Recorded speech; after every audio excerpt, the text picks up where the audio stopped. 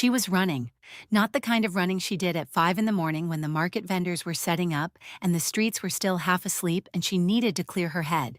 This was the other kind, the desperate kind, the kind where your lungs are burning and your shoes are slapping wet pavement and you can hear footsteps behind you that are faster than yours and getting closer. Kendra Williams had been in Seoul for 8 months and she had never once had to run from anything. That ended tonight. She cut left into an alley she half recognized, past bins of restaurant waste and stacked plastic crates, and pressed herself flat against the wall in the darkness and stopped breathing. The footsteps slowed, stopped. She could hear a voice, low, male, speaking Korean into a phone. She couldn't make out the words. She didn't need to. The tone told her everything she needed to know about what would happen if they found her. She thought about how, 72 hours ago, her biggest problem had been whether she had enough gochujang for the weekend rush. She thought about how it had all started with a man choking on a fish cake. And she thought, if I survive this night, I am going to have questions for the universe. Kendra Williams had a rule: mind your business, keep your head down, smile at the customers, count your money, go home, sleep, wake up, do it again. 8 months in Seoul had taught her that survival required discipline, and discipline required focus, and focus meant you did not get involved in other people's problems, no matter how loud those problems got. She broke her rule at exactly 9:04 on a Tuesday morning. It started with a sound, a wet, desperate, choking sound that cut right through the noise of Gwangjang Market, through the vendors shouting prices, through the K-pop bleeding from a stall 2 rows down, through the sizzle of her own oil. Kendra looked up from her tteokbokki and saw him. A man in a suit that probably cost more than her entire year's rent was turning an alarming shade of purple 3 feet from her cart. He was tall, broad-shouldered, the kind of man who looked like the world had been arranged to accommodate him, until right now, when a fish cake was doing its absolute best to end him. Around him, 5 other men in equally expensive suits were panicking in a way that was almost impressive in how completely useless it was. One was slapping his back with the rhythm of a broken ceiling fan. Another was shouting, "Boss! Boss!" in Korean, as if repetition might dislodge the food. A third had pulled out his phone and appeared to be genuinely deciding whether to Google the situation. Kendra watched for 3 seconds. 3 seconds was all she had patience for. She turned off her burner, retied her apron, walked around her cart and pushed through 5 large, expensively suited men like they were made of smoke. "Move," she said in English. One, because she didn't yet have enough Korean for emergencies. They moved, possibly out of pure shock. She positioned herself behind the choking man and performed the Heimlich maneuver with the calm confidence of someone who had taken exactly 1 first aid class 3 years ago in Lagos and spent most of it arguing with the instructor. She remembered one thing from that class. Turns out, one thing was enough. The fish cake flew out. The man gasped, long, ragged, grateful. His men stared at Kendra like she had just performed surgery with her bare hands in the middle of a market and expected nothing in return. The man straightened slowly and turned around. Kendra's breath caught, not because he was handsome, though he was, sharp jaw, high cheekbones, the kind of face someone designed with strong opinions. No. Yeah, what caught her breath were his eyes. Dark, completely still. Cold in a way that had nothing to do with the morning air, like someone had removed all the warmth from them very deliberately a long time ago and decided not to replace it. She had seen eyes like that before, back in Lagos, on men who had learned that the world was dangerous and chosen to become the most dangerous thing in it. She kept her face neutral. "Thank you," he said. Perfect English, voice low and smooth, like expensive whiskey poured over stone. "You're welcome," Kendra replied, wiping her hands on her apron. "Maybe chew next time. Just a thought." One eyebrow lifted, barely, 1 millimeter of surprise. Behind him, one of his men swallowed a sound. "What's your name?" he asked. "Kendra. Yours." "Kim Jae-won." She shrugged like the name meant nothing. Because to her it didn't. She had been in Seoul for 8 months and couldn't yet tell a chaebol from a street vendor. "Nice to meet you, Jae-won. That'll be 5,001 for the fish cake you almost died eating." Silence. Then, And this was clearly something that didn't happen to him often? Kim Jae-won smiled. Small, barely there, a crack in a marble wall. He reached into his jacket and placed a bill on her cart without looking at the denomination. 50,000 won, 10 times the price. "Keep the change," he said, and walked away. Kendra looked at the bill, looked at his retreating back, looked at his men scrambling after him like expensive, confused ducklings. "Okay," she said to nobody, and went back to her tteokbokki. If you believe one bold moment can change everything, hit that subscribe button right now because this story is about to take you on a ride you won't forget. She had been in Seoul for 8 months running the thing she'd built with her own hands. A fusion street food stall that shouldn't have worked but did. Jollof tteokbokki, suya spiced Korean fried chicken, puff puff filled with red bean paste, just a metal cart with a bright yellow umbrella and a hand-painted sign in English and Korean that she'd done herself on her first week, back when she still believed everything would be easy. It hadn't been easy. Seoul was expensive. The language barrier was real. The looks she got as a black woman working a food stall in a traditional market ranged from curious to hostile. But Kendra had learned a long time ago that the world didn't hand out participation trophies. You either carved your space or you disappeared. She chose to carve. Today was supposed to be a good day. She had finally saved enough to wire money home for her younger brother's school fees. David was 16, brilliant, and deserved every chance she could scrape together. Their parents had died in a car accident 5 years ago. She'd raised him alone until she came to Korea chasing a dream that sometimes felt more like survival. She expected the choking incident to scare away customers. She was wrong. Within the hour, people were lining up. Word had spread that the African queen saved a VIP's life, and suddenly everyone wanted to try her food. Kendra didn't care why they came. Money was money. One regular, Mrs. Park, 60-something, tiny, sharp-eyed, the kind of woman who had seen everything and filed it all away, leaned across the cart with a look Kendra had learned to take seriously. "That man you saved," she said in careful English. "Oh, very important man." "Okay," Kendra said, stirring. "Very dangerous man." Kendra paused. "Dangerous how?" Mrs. Park zipped her lips with one finger. "Better not to know, but you be very careful, yes?" "I'm always careful," Kendra said. Mrs. Park gave her a look that said she absolutely did not believe that, paid for her tteokbokki, and shuffled away into the crowd. Kendra watched her go. She thought about those eyes, that particular coldness. The 50,000 won note dropped without eye contact. She shook herself and went back to work. She had no idea that 3 blocks away, Kim Jae-won was sitting in the back of a car, staring at the city and saying quietly to the man in the front seat, "Someone tried to kill me this morning." Park, his second in command, didn't turn around. "The fish cake. It was poisoned.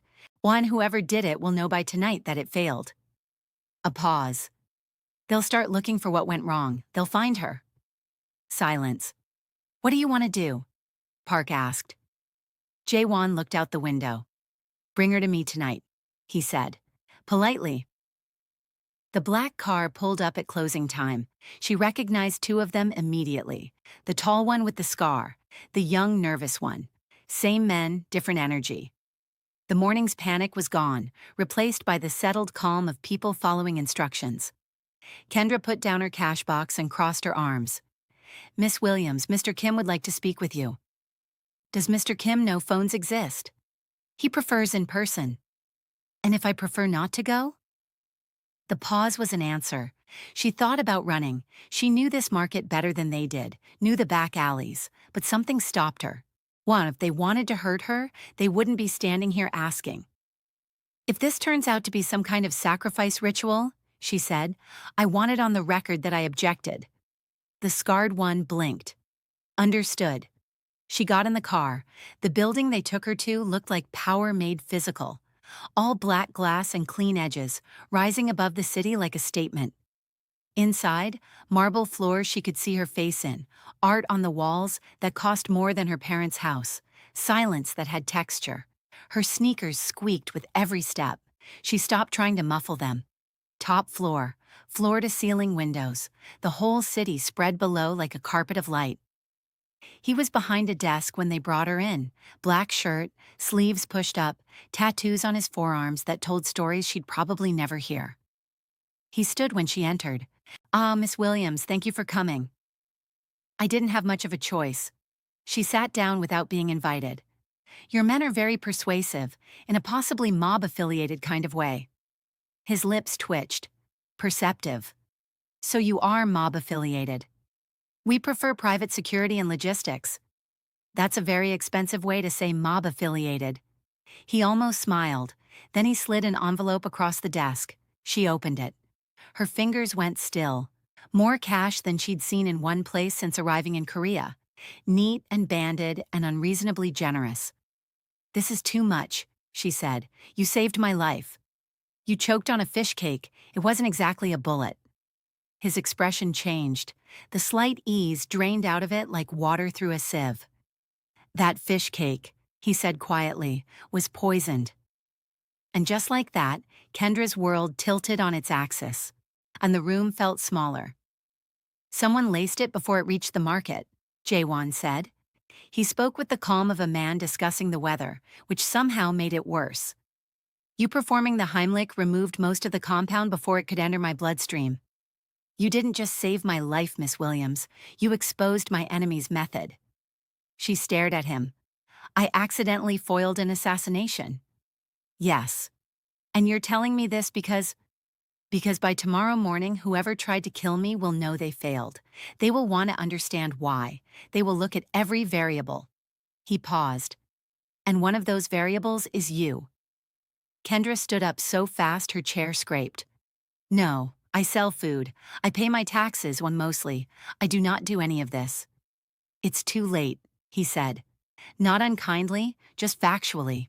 One, the way you tell someone the train has already left. "They're already watching you. My people confirmed it an hour ago." "Then call the police."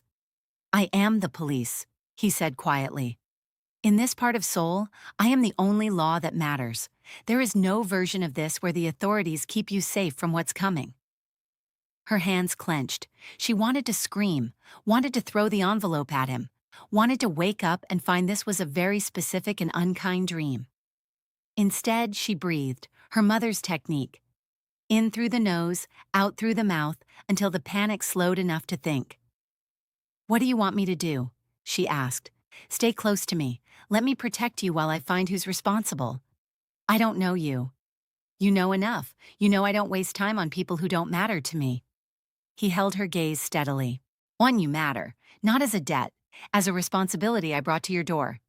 She studied him. The stillness. The directness. She sat back down slowly. "How long?" "Weeks, maybe less." "And if I say no?" "3 days," he said. "Maybe less than that." The bluntness of it landed like a stone. She thought about David, about the money she'd just sent, about the stall she'd built from nothing in a country that hadn't made it easy. "I have conditions," she said. His eyebrow lifted. "My stall stays open. You pay me for time lost. Nobody touches my hair. I need that stated clearly. You tell me everything, no secrets, no protecting me from information I can handle. And the moment this is over, I walk away. No strings." He was quiet for a moment. 1 through 4, agreed, he said. 5 is negotiable. 5 is not negotiable. We'll see." Something in his tone planted a small, uncomfortable seed of worry, but she had bigger problems. She picked up the envelope and put it in her bag. "I'll see myself out," she said. She was almost at the door when he spoke again. "Miss Williams." She stopped, didn't turn around. "Check under your cart when you get back tomorrow morning, before you open." Her hand tightened on the doorframe. "Why?" "Because," he said carefully, "my people found something on your cart tonight when they swept it. I had it removed, but you should know it was there." Now she turned. "What was on my cart?" His expression was unreadable. "A listening device, placed sometime today while you were working." A pause. "Whoever did this was watching you before they even tried to kill me, Kendra. Was you were already part of the plan." She didn't sleep. She lay in her apartment, small, carefully arranged, the walls hung with things she loved, A photo of her and David at his middle school graduation, a piece of Ankara fabric her mother had bought at Lagos Island Market the year before the accident, and she stared at the ceiling and thought about the fact that someone had touched her cart. Her cart, the thing she had built and painted and wheeled to market every morning for 8 months, her livelihood, her proof that she could make something work in a city that hadn't been designed for her. Someone had put a device on it and listened to her talk to her customers and laughed too loudly at her own jokes and called David on her break. She was up before dawn. At the market, Jaewon's men were already there. She spotted them immediately because they were wearing suits at a street food market at 7 in the morning and had the particular stillness of people pretending very hard to be casual. The youngest one introduced himself as Min Jun. Earnest face, very serious, suit too big for him by about an inch in the shoulders. "You're supposed to blend in," Kendra told him while heating her oil. "I am blending," he said stiffly. "You look like a tax auditor who got lost." He frowned and pointed at the tteokbokki with great dignity. Kendra served him extra spicy. She was feeling petty about her situation and someone needed to bear the consequences. He took one bite. His eyes watered. His face turned a slow, complete red. He stood there chewing with the determination of a man who would rather suffer than admit defeat, tears moving freely down his face. Kendra laughed so hard she had to hold on to the cart. "Why didn't you tell me?" "Boss said protect you. I protect," he said with enormous dignity, still chewing. She handed him a cold bottle of milk. He drank the whole thing in one go. "Better?" He nodded weakly. "Good. Jacket off, sleeves up. Stand over there by the lamppost. Buy something every hour and try to look like a person who is enjoying his morning." He processed this like a mission briefing. Yes, he decided. By afternoon there were 4 of them, all in suits, all terrible at being normal. One wore sunglasses indoors, one kept talking into his wrist, one stood with his arms crossed, radiating the energy of someone who was definitely planning something violent. Kendra coached them individually between customers. Sunglasses inside? No. "One, stop talking to your wrist. Nobody does that in real life. Unclench." Somehow they listened, somewhat. Business was good. Customers were curious about the quiet men hovering nearby, and curiosity led to questions, and questions led to sales. Kendra had learned to turn almost anything into an opportunity. Then she saw him, a man across the street, in the gap between 2 stalls, not shopping, not eating, not on his phone, just standing watching her with a quality of attention she recognized from her bones outward, the particular stillness of someone watching you the way a person watches something they intend to do something about. She had learned that look. On nights she didn't want to remember. Her hands didn't shake, she was proud of that. "Min Jun," she said quietly, not moving her eyes from the man. Gray jacket. One between the dried fish stall and the fabric place. 20 minutes. Hasn't moved. Min Jun was beside her in 3 seconds. He looked. Something clicked into place in him. The awkward young man disappeared and something efficient and cold took over. He spoke into his earpiece. 2 men she hadn't noticed appeared from positions she hadn't known about and moved through the market with casual-looking purpose toward the gray jacket. The man saw them coming. He turned and walked away. Too fast. The walk of someone trying not to run. "We lost him," Min Jun reported 2 minutes later, tight-voiced. "He knew the area. He knew our positions." Kendra set down her spatula very carefully. "What does that mean?" "It means they've been watching you for longer than we thought. Mapping your routine, learning the market."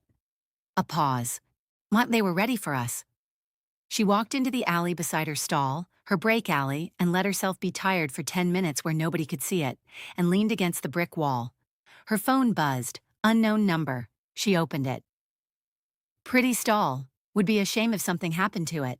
Another buzz. A photo. Her apartment building. Her window, clearly visible, taken within the last hour from the angle of it. Her hands were shaking now. She let them. There was no one here to see. A third buzz. This time, it wasn't a message. It was a photo of David, her brother, in his school uniform, walking out of his school gate in Lagos, taken today. They weren't just watching her. They had been watching her brother on another continent, and they wanted her to know it. Min Jun got her to Jaewon's building in 11 minutes. She showed him the messages without a word. He looked at the photo of David for a long moment, his face doing nothing visible, which somehow made it more frightening than anger would have been. "We're moving you tonight," he said. "No. This isn't a discussion." "You're right, it's not." "Why? Because I'm telling you no, and that's the end of it." She stood in front of his desk and she did not flinch. "I have a stall. I have a life. I have a brother in Lagos who just appeared in a threatening photograph, and if I disappear from my routine, the people who sent that photo will know something changed." He studied her. She could see the calculation, the reassessment. "Then I stay with you," he said. "What?" "If you won't come to me, I come to you. I sleep on your floor. I am there when you wake up and when you sleep. I don't leave you without direct cover, not with those messages." "You can't be serious." "I'm always serious." She wanted to fight it. She was standing here with a photo of her brother and shaking hands and the knowledge that someone had been watching both of them for God knew how long. "Floor," she said. "One, you sleep on the floor." "Fine. You buy dinner, I'm not cooking tonight." "Fair. If you snore, you're out regardless of what's happening outside." The corner of his mouth moved. "I don't snore." "We'll see," she said. Her apartment was small. She knew this. She'd made her peace with it. But watching Kim Jae-won, one of Seoul's most feared men apparently, stand in the middle of her studio apartment that was also her kitchen and her living room, and assess her Ankara curtains and her shelf of Nigerian novels and the framed photo of her and David on the wall, the smallness of it became very present. He didn't comment. He checked the windows and the door with the quick attention of someone calculating angles, found a position near the door. Anand sat down on the floor with his back against the wall and his phone in his hand and became very still. She gave him a blanket. He took it without ceremony. She climbed into bed and turned off the light. The neighbors argued about dishes through the thin wall. The heater knocked. Somewhere outside, a cat decided it was a good time to have an opinion. "The curtains are well made," he said quietly in the dark. She stared at the ceiling. "I made them myself. The stitching on the left panel is slightly uneven." "That is incredibly rude." "It's a compliment. Most people wouldn't try." She turned on her side, but some of the tension in her shoulders loosened. "Good night, Jaewon." "Good night, Kendra." Living with Jaewon was like living with a very disciplined ghost who had never learned how to be ordinary. 5 a.m., no alarm. Silent exercises that looked like they were designed to be used on people. Shower in under 3 minutes, suited and seated at her folding kitchen table with black coffee before she had opened her eyes. Just black, no sugar, no milk, no indication that pleasure was a concept he'd been introduced to. Kendra stumbled out of bed at 7, tripped over his folded blanket, cursed comprehensively in English and Yoruba, and made herself the sweetest, milkiest, most defiantly joyful coffee she could manage. "You drink sugar with a side of coffee," he observed, not looking up. "You drink sadness with a side of bitterness," she replied. Something in his face wanted to be a smile. It didn't quite get there. They fell into a rhythm the way people forced into close quarters always do. Not easily, not without friction, but genuinely. He worked from her table, taking calls in rapid Korean while she prepped for the market. She tested new recipes and pushed food at him without warning. He ate everything she gave him with no expression, which she had decided was actually the highest possible form of compliment because he clearly enjoyed it and was committed to not showing it. "That's good," he said one morning of a spoonful of her jollof rice. "I know," she said. "You don't have to sound smug." "I really do." She pinned bright pink curtains with little yellow flowers in the corner he'd claimed as his workspace. He looked at them for a long time. "No comment?" she asked. "I'm processing." He never asked her to take them down. In the evenings, when calls had quieted, they talked, sometimes about small things, sometimes not. He told her in fragments on about growing up inside an organization that treated loyalty as a transaction and violence as a primary language.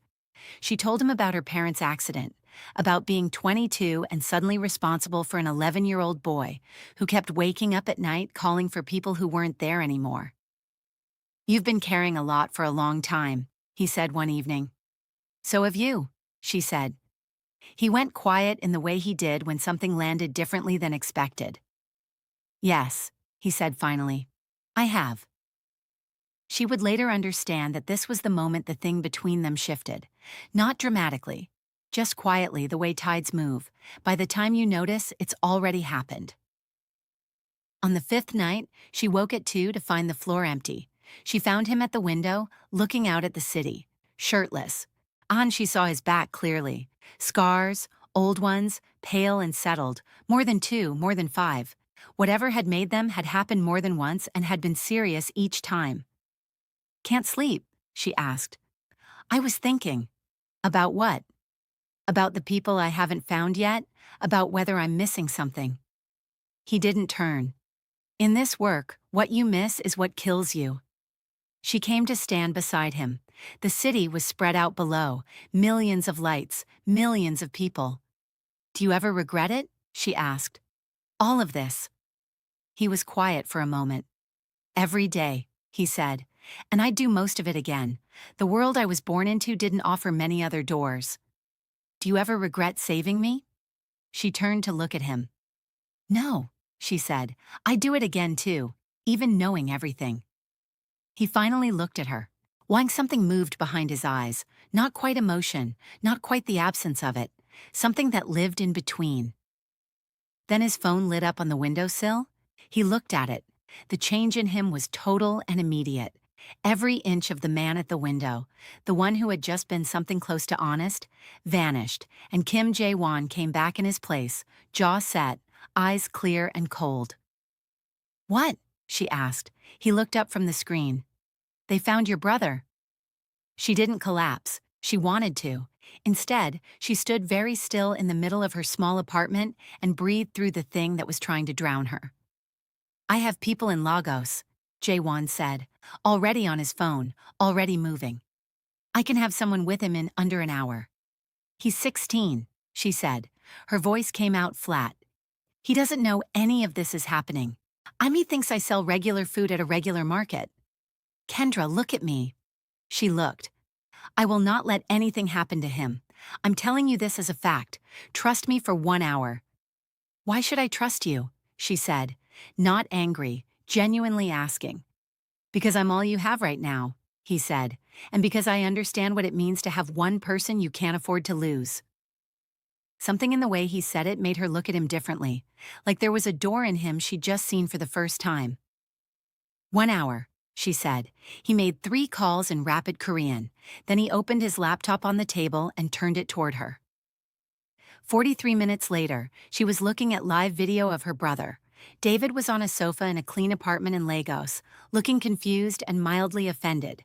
I'm surrounded by 4 people who were clearly professional security. He had his school bag. He was alive. He was fine. Kendra. He leaned toward wherever the camera was.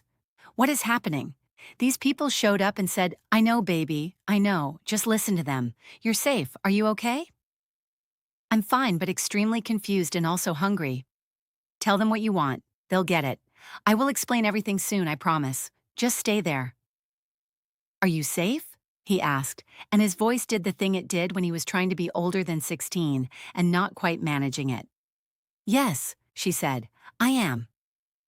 They talked for a few minutes. She kept her voice steady and her face calm and her heart rate somewhere below catastrophic. When the call ended, she closed the laptop carefully and sat with her hands folded on the table. She didn't cry, not yet. And that was for later when she was alone. Thank you, she said quietly. Jae-won sat across from her, said nothing, didn't try to fix it or minimize it or offer comfort she hadn't asked for. He just sat with her in the quiet of the middle of the night, 2 people on opposite sides of a folding table, while the city moved outside and her brother was safe on another continent because of a man she had met 3 days ago over a fish cake. She thought, the world is very strange. And then she thought, I'm starting to trust him, not just with her safety, with the people she loved, with the parts of herself she usually kept locked up tight. It was dangerous. It was probably stupid. It was almost certainly going to hurt. She couldn't help it. The information came on a Thursday evening, on carried by Park with the expression of someone holding something that might go off. He spoke to Jae-won in rapid Korean, low and urgent. Kendra caught most of it now. She caught the name, Lee Min-ho. She had learned, in the days of watching Jae-won work, how to read him through the small things. The jaw, the quality of the silence after certain words, the angle of his shoulders when something cost him more than he was going to show. All three at once when Park said that name. When Park left, the room was very quiet. "Who is Lee Min-ho?" she asked. The pause was long enough that she thought he might not answer. "My brother," he said. She sat with that. "Your brother ordered the poisoned fish cake." "Half-brother, same father, different mothers. He's older than me by 4 years." He looked at his hands on the table. "When our father died, and I inherited the organization. Min-ho inherited nothing. Our father had specific ideas about legitimacy, about who counted as a real son." A pause. Min-ho disagreed. "He came for you 3 years ago, with allies and men and enough force to make it serious. It was—" He stopped. "People died, on both sides. When it was over, I had a choice. You let him live. I exiled him, gave him money, gave him a route out, told him the next conversation would be the last one if he ever came back." He looked out the window at the city. "I thought he understood. I thought giving him his life was enough. It wasn't. He waited 3 years, built new alliances, and he came back through a fish cake at a street market because he wanted to be certain he'd get away with it." A pause. "He used you. And he put a listening device on your cart because he knew I'd be in that market that morning. He needed to know the moment the plan failed." Kendra felt cold move through her. "He knew about me before the fish cake." "Yes, you weren't an accident. You were a variable he had calculated for and then dismissed." Something in Jaewon's voice went very flat. "He didn't expect you to act." "Nobody ever does," she said. A beat. Then, "He wants a meeting, neutral ground. He says he wants to negotiate." "He doesn't want to negotiate." "No, he wants to see me while he still has leverage. He wants David in the room, metaphorically speaking." Kendra went very still. Then, "I'm going." Jaewon looked at her. "No." "He threatened my brother. He used my cart. He turned my life into—" She stopped, steadied herself. "I deserve to be in the room. He will try to use you." "Then you protect me from that. Isn't that what you've been doing?" He looked at her for a long time. She could see the thing he was doing, calculating risk, running scenarios, deciding whether she was a liability or an asset. She watched him arrive at the answer. "If we do this," he said carefully, "you follow every instruction I give you without arguing in the moment. You stay where I put you.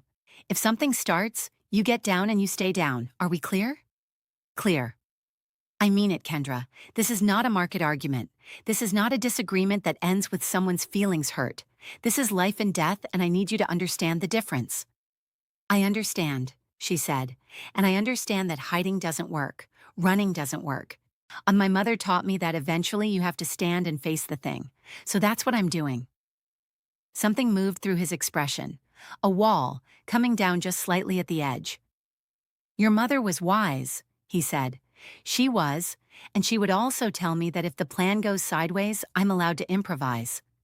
"She would not—" "She absolutely would." He exhaled, almost a laugh.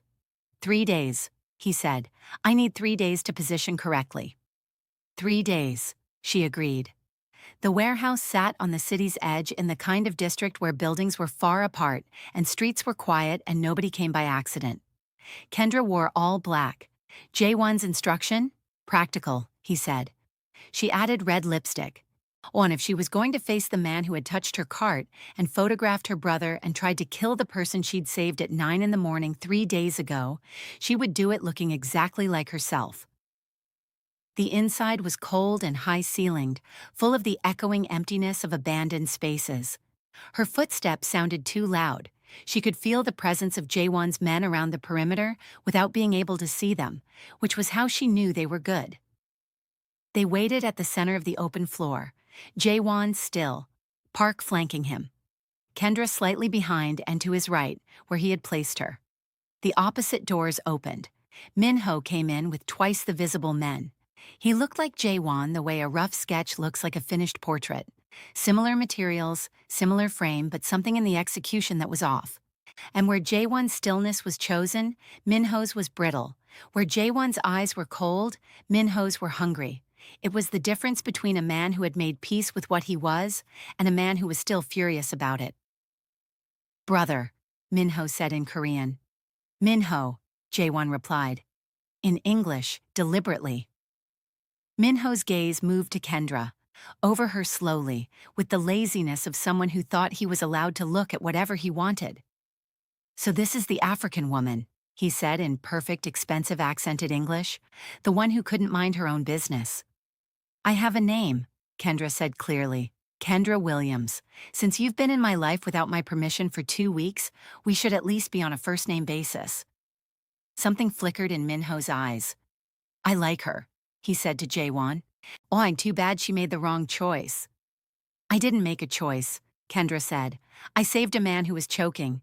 You decided to make that into something. That's a you problem." His smile thinned. "You cost me a plan I spent 8 months building. You should build better plans." Minho's men tensed. Several hands moved. Jaewon shifted his weight slightly, a small movement that positioned him between Kendra and the room. "You've changed, brother," Minho said, his eyes moving back to Jaewon. "Father would be ashamed of what you've become, protecting civilians, going soft for the first person who showed you basic kindness." "Our father," Jaewon said quietly, "is dead. Everything he built, everything he believed, I have spent 7 years trying to be better than. You have spent 7 years trying to get back to it." A pause. "One, this is the last conversation, Minho. I told you that 3 years ago. I meant it." Minho's face changed. The performance fell away and something older and uglier came through. "You don't get to just decide it's over." "I just did." "Then I'll make you a trade," Minho said. His voice had gone soft and deliberate, which was worse than shouting would have been. "Walk away from her, right now. Let me take her. If she means nothing, prove it. Or I start with her brother tonight." The warehouse went completely silent. Kendra felt her heartbeat in her throat.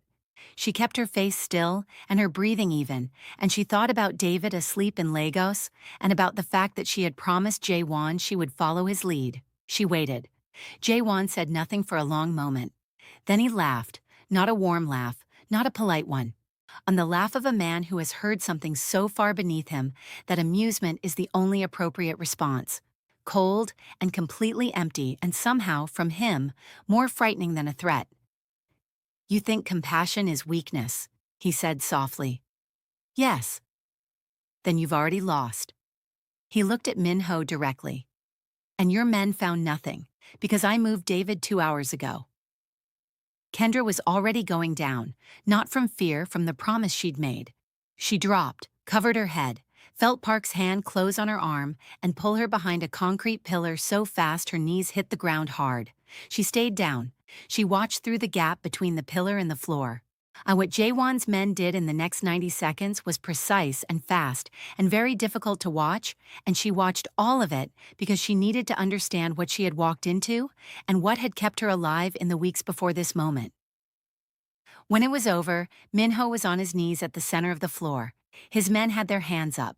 Jaewon stood in front of his brother with a gun, and the gun was steady and his face was completely empty. "You should have stayed in exile," Jaewon said. "Kill me," Minho said. His lip was bleeding. His voice had lost all its performance, and what was left was something stripped and raw.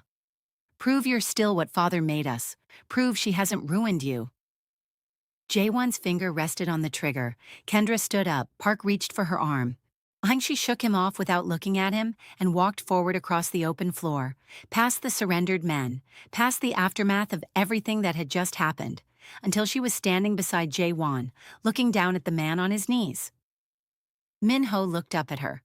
Whatever he had expected, it wasn't this. "If you kill him," she said to Jaewon, "you spend the rest of your life being the man who did it. Not because he didn't deserve it, but because of what it does to you." She paused. "I've seen who you are.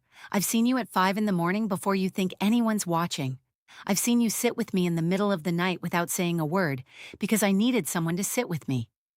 I've seen what you are when you stop performing." She held his gaze. "Don't let him take that from you. Oink, don't let him win by dragging you down to where he already is. The warehouse was silent. Jaewon's hand didn't move. Please, she said softly.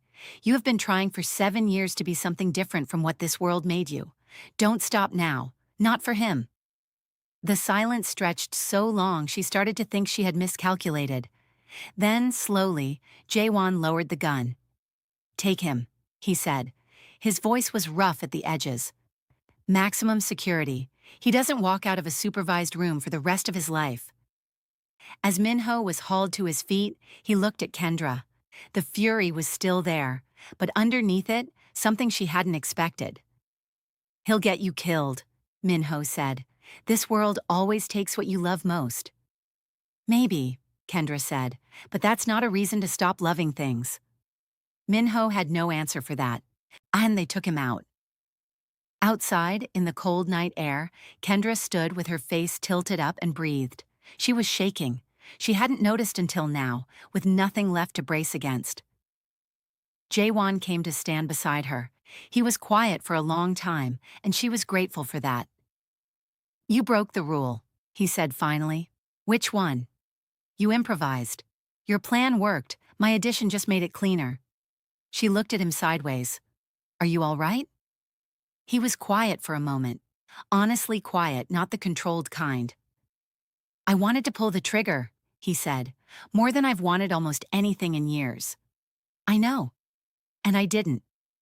Because of who you are, she said. Not because of me. I just said it out loud. He looked at her then, fully, without any of the careful management she had come to know as his default setting. I just looked at her, the way people look at each other when they have stopped pretending there is nothing to see. She looked back. I don't know what to do with you, he said, and it came out like something that had been held for a long time. That might be the most honest thing you've said to me. It might be. She was still shaking slightly, he noticed. He reached out and took her hand briefly, steadying her. And then he didn't let go. She didn't pull away. They stood like that in the cold outside the warehouse, holding on while the city moved in the distance and everything that had been building between them sat there finally, without anywhere left to hide. Which is how she ended up here. Pressed against a brick wall in an alley off the market, 2 nights after the warehouse, listening to footsteps that had slowed and stopped. Here's what had happened. One of Minho's men, not a man they had captured at the warehouse, a man who had never been on any list, a man who had been embedded so deep in the background that Jaewon's network hadn't found him, had made a move. Not for Jaewon, not for Minho, who was locked away and finished. For himself, looking to sell information, looking to cause enough chaos to get paid by whoever came next. He had come for Kendra because she was easier to reach than Jaewon, and just as useful as leverage. She had been closing her stall. She had seen him too late, and now she was in this alley, back against the wall, listening. The footsteps moved, closer. She thought about the Heimlich maneuver. One thing, one remembered thing had started all of this. She thought about Jaewon teaching her to break a grip, on showing her where to strike, telling her the body has weak points and if you know them, size stops mattering. She thought, he's going to come around that corner in about 10 seconds. She thought, I know what to do. She pressed herself flat and waited, and when the man came around the corner, she moved exactly the way she'd been taught, fast and low. And what happened next was not elegant and not clean and not anything like the movies, but it was effective. And he was on the ground and she was running again. Not away this time, toward the sound of Jaewon's men responding to the alert she had sent from her phone 30 seconds before she ever made it to the alley. She ran straight into Minjun, which hurt both of them, and then there were 3 more of them, and the man in the alley was no longer a problem. She stood there breathing hard, her heart somewhere in her ears, hands on her knees. Minjun stared at her. I know, she said. He's twice your, I know. How did you, your boss taught me, she said, and stood up straight. Jaewon arrived 4 minutes later. He came out of a car before it had fully stopped moving, covering the distance between the vehicle and her in a straight line, and the look on his face was something she had never seen on him before. Not the cold, not the controlled mask, something real and uncovered and almost frightening in its intensity. He stopped in front of her, looked at her. checked her face, hands, the scrape on her elbow from the alley wall, with the focused attention of someone doing an inventory of something irreplaceable. Are you hurt? Scraped elbow. Nothing serious. What happened? She told him. Quickly, clearly, in order. When she was done, he was very still. You sent the alert first, he said, before you engaged. You told me to follow protocol.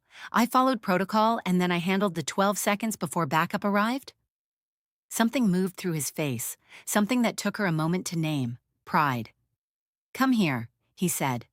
She went to him and he pulled her in, not gently, not carefully, but fully, both arms, the way you hold something you were afraid you might lose.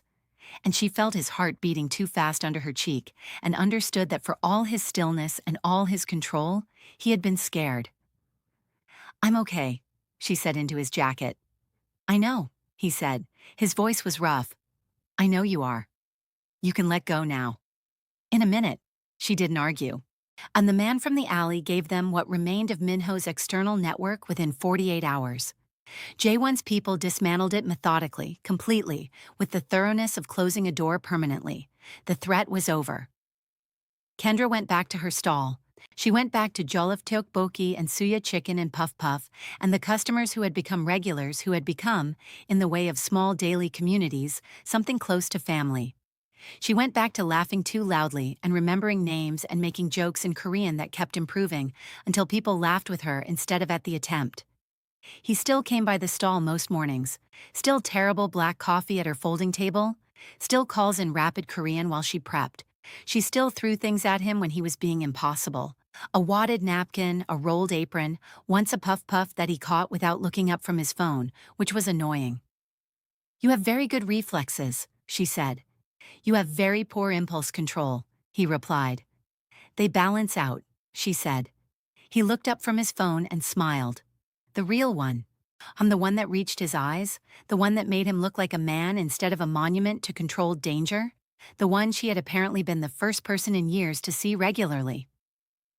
David arrived 3 weeks later. She was at arrivals. When he came through the doors and saw her, he dropped his bag and ran.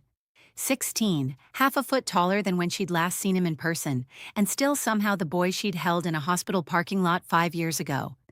And she caught him and held on. Can't breathe, sis. Don't care. She held on another 20 seconds.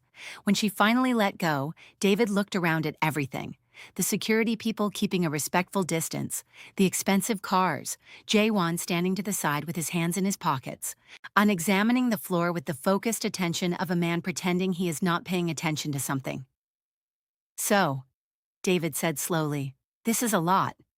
I know. That's the fish cake guy? Kendra laughed. Yes.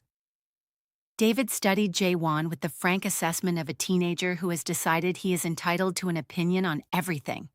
Then he walked over, in the confident way he moved through everything, and extended his hand. You're the guy my sister saved. Jaewon shook his hand. I am. She saves everyone. It's her thing. I've noticed. You gonna take care of her? Jaewon met the teenager's eyes without flinching. With everything I have, he said.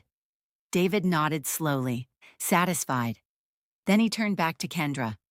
Can we get food? The plain meal was a crime against humanity. The tension broke. Aunt Kendra grabbed her brother by the back of the neck and steered him toward the exit, and felt Jaewon fall into step on her other side, quiet and present, and she thought, this is what it feels like. 6 months later, Kendra's kitchen was no longer a cart with a yellow umbrella. It was a restaurant. Small, warm, terracotta walls, and hand-lettered menus and a kitchen she had designed herself. Jollof tteokbokki had its own section.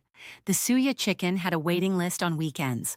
The puff puff had been written up in 2 food blogs and 1 local magazine whose food critic had eaten 6 pieces in a single sitting and described it, without irony, as a spiritual experience. Jaewon had invested. She was paying him back. He had tried once to suggest a different arrangement. She had produced a spreadsheet. And he had never raised the subject again. He was at the restaurant on opening night, toward the back, away from the windows. He had worn a slightly less intimidating suit at her request and arrived with Park and two men she recognized, all of them eating things she hadn't told them were coming and reacting to each dish with the restrained appreciation of people who had been told not to make a scene. She came out of the kitchen late, when the first service was winding down and her staff were moving the last customers out with cheerful efficiency. She sat across from him. Her feet hurt. Her chef's jacket had a sauce stain she'd stopped noticing. She had never been happier in her professional life. "Well?" she said. He looked at her, at the restaurant, at her staff laughing in the kitchen doorway, at David, one who had come for opening night and was currently asleep in a corner chair, having apparently not meant to fall asleep at all. "I'm proud of you," he said. She blinked. He almost never said things directly. It was one of his defining qualities and also, regularly, one of his most infuriating ones. "You're saying it plainly," she said. "I've been working on that." She felt the thing in her chest that she had been feeling for months, warm and certain and so fully present that there was really no point pretending anymore. "I love you," she said, straightforward, no preamble. "I know that's not how you prefer to do things and I know you're going to need a moment, but I wanted to say it and I'm saying it." He looked at her for a long moment. "I love you too, Kendra Williams," he said. No pause, no hedging. And I've known it since the pink curtains. Possibly before." She stared at him. "That was 6 weeks in." "Yes." "You waited 4 months to tell me." "I was—" A pause. "Working on saying things plainly." She threw a napkin at him. He caught it. She laughed. He smiled. The real one, the only for her one. Across the restaurant, David woke up at the sound of her laugh, looked around, registered that everything was fine, and immediately went back to sleep. She thought about her mother, who used to say that God had a very particular sense of humor, and that the humor was specifically and personally directed at Kendra. It started on a Tuesday morning in a market, with a woman who made a choice. Not a heroic one, not a calculated one, just the instinctive response of a person who saw someone in trouble and couldn't walk past. She didn't know what she was walking into. She didn't know the name behind the face, or the organization behind the name, or the brother behind the organization, or the years of history that had all converged on one fish cake at one market on one Tuesday at 9 in the morning. She just knew someone needed help. Kendra Williams had a rule: mind your business, keep your head down, smile at the customers, count your money, go home, sleep, wake up, do it again. She broke it once. It was the best mistake she ever made. Thank you so much for watching until the end. If this story touched your heart, please subscribe to this channel because we have so many more incredible Afro-Korean stories coming your way. Drop a comment telling me your favorite moment from this story. And hit that like button if you believe love can bloom in the most unexpected places, even between a street food vendor and a mafia boss. Share this video with someone who needs to hear a story about courage, second chances, and the power of one good choice. See you in the next story.